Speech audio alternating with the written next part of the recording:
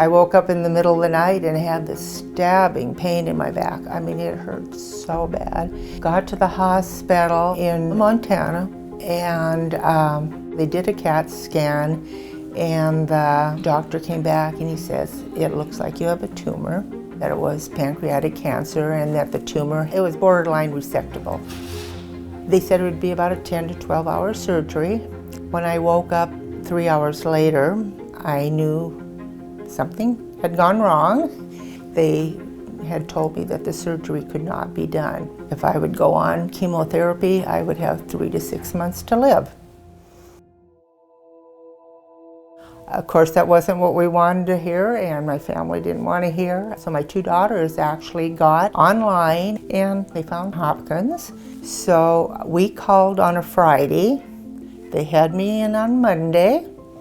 Fortunate for me, they thought that they could probably help me out. So there's 2 main concerns that people have with pancreas cancer. One is my cancer going to spread to another organ?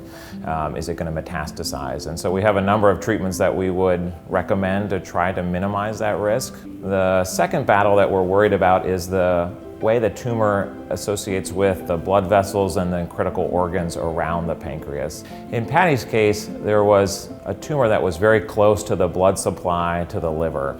The vein that brings blood from the intestine to the liver passes right next to the tumor, and so we had to remove a segment of that vein and reconstruct it to restore the blood flow in order to remove the tumor completely and allow her liver to function normally.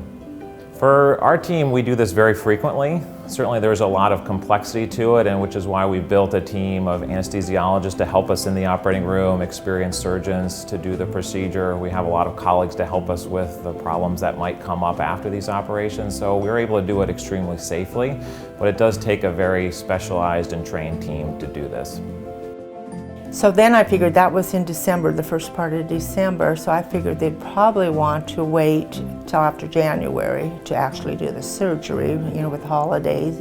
But no, I went in on December 15th and they did surgery, so I spent time in the hospital for Christmas and got treated like royalty in the hospital. When I got out of surgery, I could not lay flat, you know. And of course my kids and my husband were making me get up and walk, and it's one of those things you have to do. You don't feel like you really want to do it, but you know, in 10 days it's amazing how much better you do feel. So got checked out and I was ready to go home again.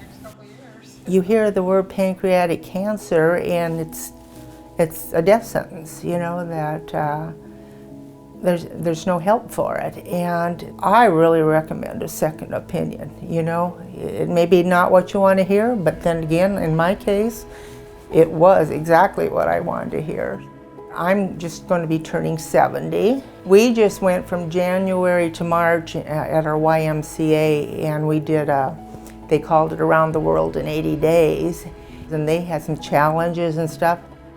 I was lifting weights, I was doing the elliptical, I was swimming, so now I attribute most of my aches and pains just to old age.